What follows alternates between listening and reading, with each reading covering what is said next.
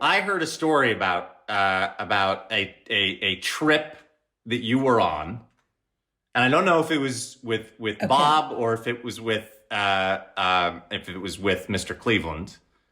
But I heard that Okay. it was. Oh, here we go. I'm not gonna say the name of the hotel. I'm not gonna say the city that it took place in. But I Uh-huh. heard that you Uh-huh. that I don't know, and again, I don't know which of the two gentlemen it was, but that the gentleman had arrived in the city in Yeah. advance of you, and that the gentleman knew you so well that even though you were, so I think he got there for meetings or something on a Wednesday, you were arriving on a Friday, and that the gentleman knew you so Okay. well that he had his suit, even though you were staying at the hotel all weekend, he had his suitcase packed by the door when he went to the office or to his conference or whatever it was on the Friday, because you were arriving midday, and he was positive that even though this was this gorgeous room in this hotel, that you were going to change rooms.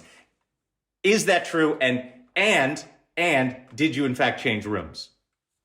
Are we talking about the Jefferson in Washington, D.C.? That's exactly what we're talking about. Well, there was nothing gorgeous about the room because everyone knows the Jefferson is one of my favorite hotels, but there's only one thing to do if you're going to stay at the Jefferson, and that's stay in a room facing the front of the hotel because it's very dark in the back of the hotel. I see. So whatever he told you about how gorgeous his room was, he was seeing through his glasses, which we've also discussed. How you say, your daughter's an incredible impressionist. She's going to be on Saturday Night Live. I say, to your ears, I'll be the judge. 100% the smartest thing he ever did was not unpack his bag. And by the way, once I did arrive, we ended up staying in a suite in the front of the hotel, facing the front, with a gorgeous foyer with a beautiful parquet floor. And it was one of my favorite hotel rooms I've ever stayed in.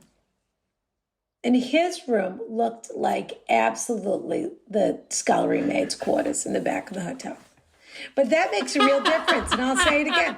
When you choose a hotel, and the other thing I'll often do is I'll call the reservations person and I'll say, tell me, this actually just happened to me in a hotel I stayed at. I say, you know all the rooms in the hotel. You know every room. This is if they have reservations on site. If they don't, you call the front desk because they're the ones that are assigning the rooms.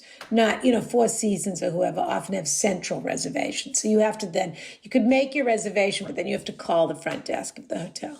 Say, I'm arriving on Friday. Tell me. If it were you, would you pick this or would you pick that? Because the other thing people do is they often think by picking a higher category in a more expensive room that they're going to get a better room. That is not the case. Often the most charming room in the hotel, if you're traveling by yourself, is in a smaller category. So you have to have the conversation. He didn't have the conversation. And he just suffered in a dark hamster cage for 2 days until I got there to open the curtains and bring a little light into his life. So yes, that's an accurate story.